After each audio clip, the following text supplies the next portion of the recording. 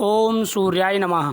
स्वागत है आप सभी का मेरे YouTube चैनल पर। मैं हरिओम शर्मा आज आपको ज्येष्ठ मास के 16वें अध्याय की कथा सुना रहा हूँ। भगवान सूर्यदेव की कथा।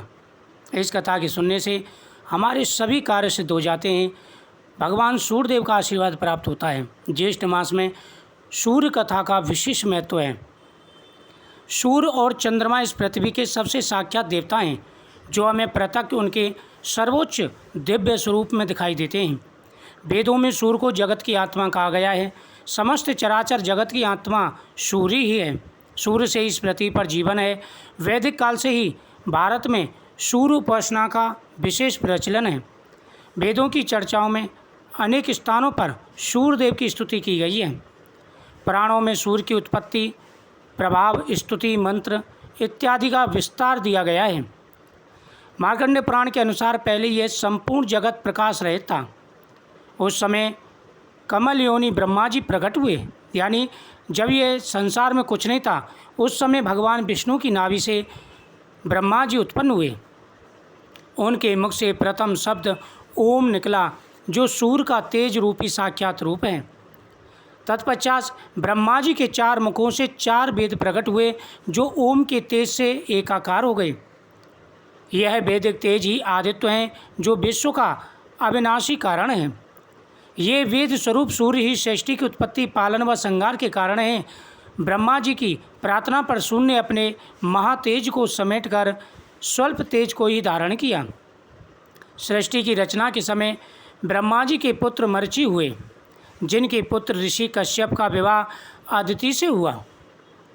अदिति ने घोर तप द्वारा भगवान सूर्य को प्रसन्न किया, जिन्होंने उसकी इच्छा पूर्ति के लिए सुषुम्ना नाम की किरण से उनके गर्भ से प्रवेश किया।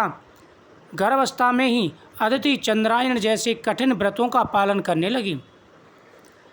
ऋषिराज कश्यप ने क्रोधित होकर अदिति से कहा कि तुम इस तरह उपवास रखकर गर्भस्थ शिशु को क्यों मारना चाहते हो। यह सुनकर देवी अदिति ने गर्भ के बालक को उदर से बाहर कर दिया, जो अपने अत्यंत दिव्य तेज से प्रचलित हो रहा था।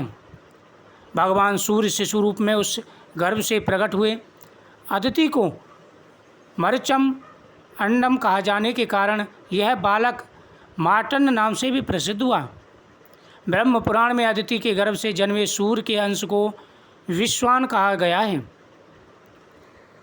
अनेकों ऐसे पुराण हैं जिसमें भगवान सूर्यदेव की उपासना का विशेष महत्व है। साथ ही सूर्यदेव की पूजा का भी विशेष फल प्राप्त होता है। प्रतिदिन सूर्यदेव को अर्घ्य देना चाहिए और प्रतिदिन इस कथा का श्रवण करना चाहिए।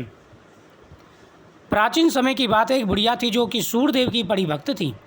वह हर रविवार को प्रातःकाल स्नान करती, इसके बाद पूरे घर को गोबर से लिपती थी, फिर भोजन तैयार करती और सबसे पहले उसका भोग सूर्यदेव को लगाती थी। इसके बाद ही भोजन करती। यही उसका नियम था। सूर्यदेव की कृपा से बुढ़िया के जीवन में किसी भी बात की कोई कमी नहीं थी। लेकिन एक दिन जब वह हमेशा की तरह रविवार के दिन अपनी पड़ोसन के घर गोबर लेने गई तो उसे गोबर नहीं मिला। तो बुढ़िया ने कहा कि बहन गोबर चाहिए था, लेकिन उसने साफ मना कर दिया। इससे दुखी बुढ़िया घर वापस लौट आई, लेकिन ना तो उसने भोजन बनाया ना ही भोग लगाया। जब रात हुई तो वह भूखे पेट सो गई। सूर्य देवता ने उसे स्वप्न में दर्शन दिया और उसकी परेशानी का कारण पूछा। बुढ़िया के दुख का कारण सुनकर सूर्य देवता ने उसे सर्व कामना पूर्ति गाय का आशीर्वाद दिया और अंतर्ध्यान हो गए। जब बुढ़िया की आंखें खुली तो वह हैरान रह गई। उसने देखा कि उसके आंगन में तो गाय बंधी हुई है, साथ ही एक सुंदर बछड़ा है। उसने गाय को घर के बाहर बांध दिया। उस पड़ोसिन की भी उस पर नज़र पड़ी तो उसने देखा कि बुढ़िया की गाय ने तो सोने का गोबर किया है। भगवान सूर्यदेव ने जो गाय बुढ़िया को दी थी वह सोने का गोबर करती थी। इस कथा के सुनने से घर में धन बढ़ता है, कभी कोई परेशानी नहीं आती, साथ ही जीवन में आ रहे सारे कष्ट, सारी परेशानियां दूर हो जाती हैं। पड़ोसन ने मौका देकर बुढ़िया की गाय के गोबर को उठा लिया और अपनी गाय के गोबर से बदल लिया। सूर्य देवता ने जब ऐसा देखा तो उन्होंने जोर की आंधी चला दी। इससे बुढ़िया ने गाय को घर के अंदर बांध लिया। सुबह जागने पर उसने देखा कि गाय ने तो सोने का गोबर किया है। तब से वह उसे भीतर बांधने लगी। बुढ़िया की पड़ोसन ने उसे ईर्ष्या की। वह राजा के पास पहुंची और उसे पूरी बात बताई। यह सुनते ही राजा ने अपने सिपाहियों को भेजकर गाय को अपने यहाँ पर मंगा लिया।